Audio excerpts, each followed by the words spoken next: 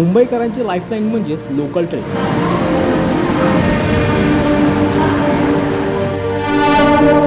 कोठेही ये-जा करण्यासाठी मुंबईकरांचे एकमेव साधन म्हणजेच लोकल। सण उत्सव काहीही असो, 12ही महिने गर्दीही असतेच। या गर्दीबाबत रेल्वे प्रशासनाने अनेक उपाययोजना आखल्या। गाड्यांची संख्या वाढवणे, फेऱ्या वाढवणे किंवा एसी लोकल, तरी देखील गर्दी काय कमी झालेलीच नाही। नागरिकांना प्रवास आरामदायी करण्यासाठी रेल्वे सतत काही ना काही निर्णय घेत असते।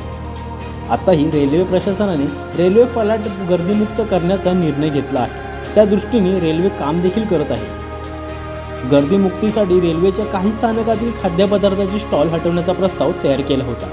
या प्रस्तावाला आता मंजुरी मिळाली असल्याने खाद्यपदार्थाचे स्टॉल हटवण्यात असल्याचे रेल्वे वरिष्ठ अधिकाऱ्यांनी एका वृत्ताला माहिती दिली होती। रेल्वे फलाटावरील गर्दी कशी कमी करता येईल याचे सर्वेक्षण करण्यासाठी मुंबई रेल्वे विभागाच्या अधिकाऱ्यांनी काही स्थानकांत पाहणी केली। त्यावेळी रेल्वे फलाटांवरील स्टॉलमुळे अधिक जागा व्यापली जात असल्याने त्यांच्या निदर्शनास आले। त्यामुळे रेल्वेच्या अधिकाऱ्यांनी हा निर्णय घेतला आहे। तसेच नागरिकांना रेल्वे स्थानकाबाहेरील दुकान सहज खाद्यपदार्थ उपलब्ध होतात। त्यामुळेच गर्दीच्या दृष्टीने रेल्वे स्थानकातील खाद्यपदार्थांचे स्टॉल हटवण्याचा प्रयत्न मध्य रेल्वेकडून सुरू आहे।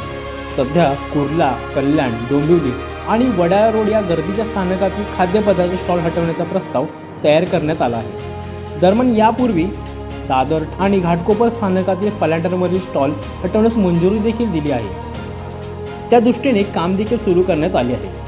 या स्टॉल धारकांना स्थानकातच पर्यायी जागा देण्याचा विचार आहे, अशी माहिती रेल्वे अधिकाऱ्यांनी दिली आहे।